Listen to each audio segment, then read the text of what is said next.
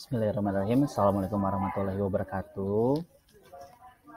Kembali lagi dengan saya Ditya Solehudin. Pada kesempatan kali ini saya akan menjelaskan materi mengenai dongeng. Materi bahasa Sunda bikin kelas 10 di SMA Negeri 8 Cirebon. Tujuan pengajaran di aya kompetensi dasar 3.2 membandingkan jenis dongeng berdasarkan isi, struktur, dan aspek kebahasaan. Oke.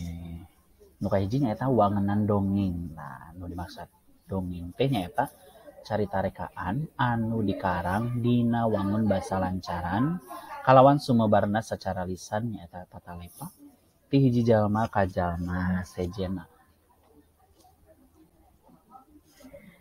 Nah, ini orang lebet karena ciri-ciri dongeng anu kahiji nyaeta sumebarna secara lisan gitu.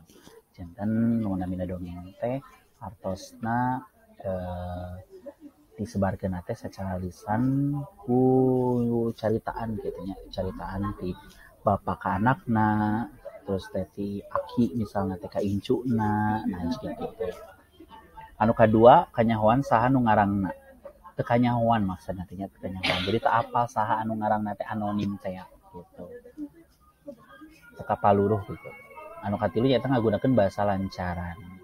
Tangtuna kusabab ieu dongeng teh ngagunakeun bahasa lancaran janten sanes ngagunakeun bahasa anu puitis gitu. Anu kaopat ngandung unsur pamohalan.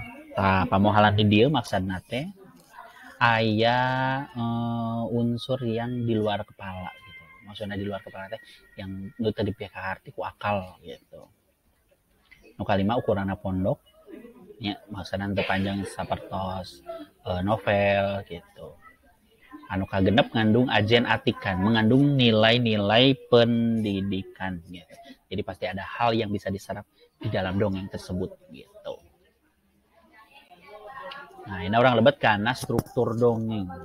Dina dongeng anu kahiji tangtosna aya jejer atau tema gitu ya. Temanya eta ide, gagasan atau jejer pikiran anu ngajiwaan carita. Anu kadua nyata latar atau setting. Nah, latar atau setting nyata patempatan, waktos atau mangsa atau suasana, lumangsungna eta carita gitu. Nu katilu aya palaku atau tokoh. Nah, palaku atau tokoh teh nyata naon-naon atau maksudna bisa jalma, sasatoan, tutuwuhan atau bangsa jin atau siluman anu ngalalakon tur dilalakonkeun dina eta carita gitu, tokoh gitu nya. Terus anu kaopat nyaeta galur ya atau alur carita gitu ya. Nyaeta runtuyan kejadian dina carita anu ngawangun hiji lalakon nepi ka ngalinjeur gitu. Aya alur maju, aya alur mundur, aya maju mundur gitu. Terus aya amanat atau pesen. Tah amanat atau pesen nyaeta rupaning hal atau perkara anu rek ditepikeun ku pangarang dina eta karya. Nah, gitu. Terus anu terakhir aya sudut pandang. Pusar sawangan. Jadi titik poinna teh nah di jalma kahiji, tokoh kahiji, palaku kahiji atau jalma katilu, palaku kahiji.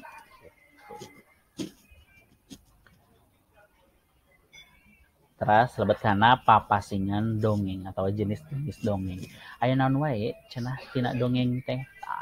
Ada sejumlah dongeng anu sumebarna di masyarakat bisa dipasing-pasing jadi sawatara bagian. Kahiji nyaeta fabel ya. Fabel atau dongeng sasatoan nyaeta dongeng anu eusina teh nyaritakeun sasatoan kalawan paripolahna saperti manusa gitu. Upamana wae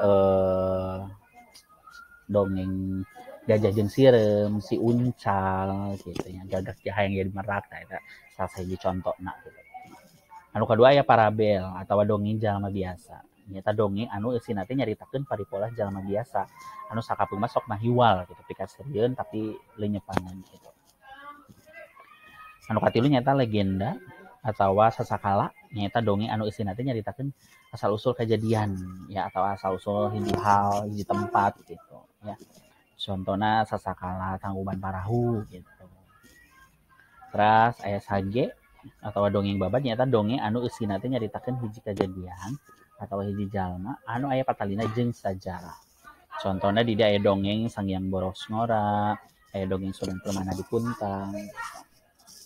Terus anu terakhir aya mite atau dongeng kepercayaan. Nyata dongeng anu raket patalina teh jeung kepercayaan masyarakat kana bangsa lelembut atau perkara-perkara anu goib. Contohnya teh aya Nyi Roro Kidul nya. Eta salah siji contoh papasingan dina dongeng gitu. Kanggo dinten ayeuna cukup sakitu anu tiasa kapihatur, hatur nuhun kana paratosana urang tepang deui dina video salajengna. Assalamualaikum warahmatullahi wabarakatuh.